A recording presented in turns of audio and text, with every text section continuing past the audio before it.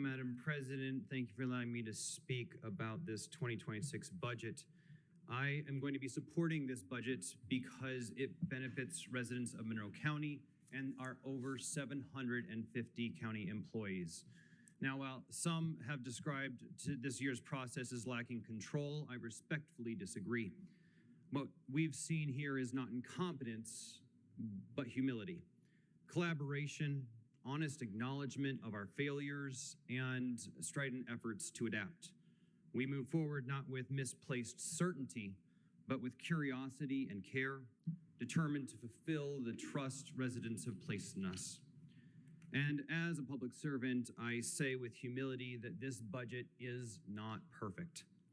We asked our department heads to do much more with much fewer resources. Then, in addition, we made significant cuts that were painful.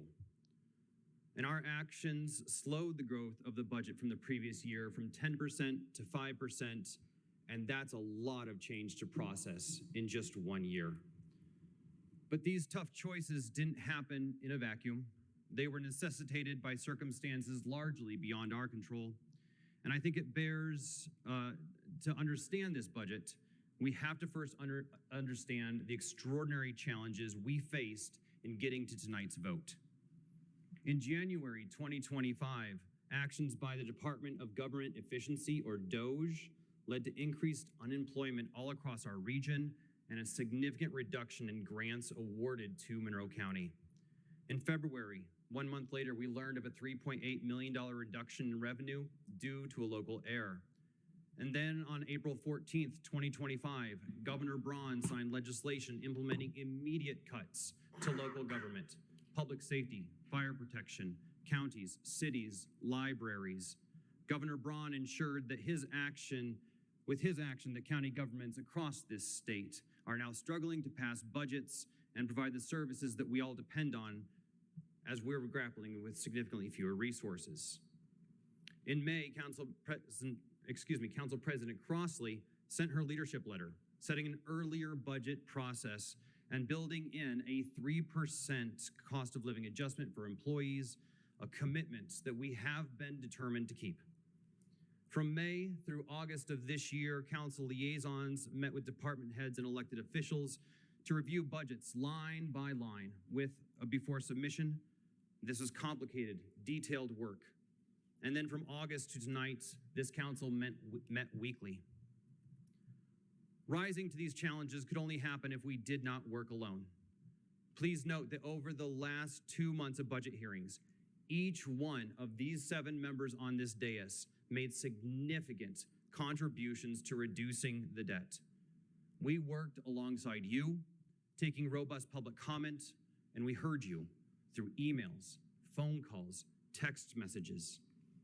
And it was only through this teamwork that we rose to meet these challenges for the residents of Monroe County. And I argue that we did this in 3 important ways. First, we maintained our integrity. We promised a 3% cost of living adjustment, and thanks to President Crossley's leadership, we delivered.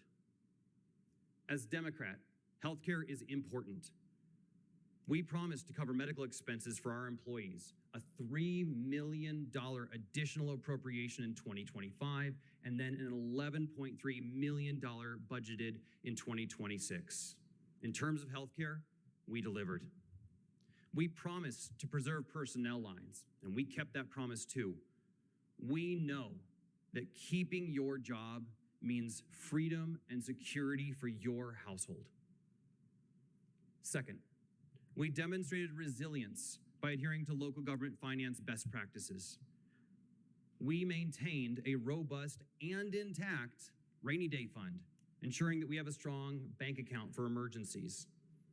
Our fund balances meet minimum requirements, ensuring that we can meet our payroll obligations. And as you saw earlier tonight, we achieved positive 4Bs in our levy funds, showing that our inflows exceed our outflows. And of course, these aren't just numbers. These are the foundations of fiscal stability that we're going to need in the future, just like Councilmember Henry was talking about. Third, and most importantly, we budgeted our values This budget reflects our commitment to wages and compensation for our employees. It reflects our commitment to climate resilience, and it funds important restorative justice and mercy initiatives like pre-trial services and more. So yes, some have called this process incompetent, but I see something completely different. I see a council faced with unprecedented challenges when we're tackling them with honesty, humility, and determination. Madam President, this budget keeps promises. It maintains fiscal responsibility and stands as a true reflection of this community's values. And that is why I am proud to cast my vote in support of this 2026 budget, confident that this course strengthens Monroe County now and for the future. Thank you. Okay, Pastor Iversen.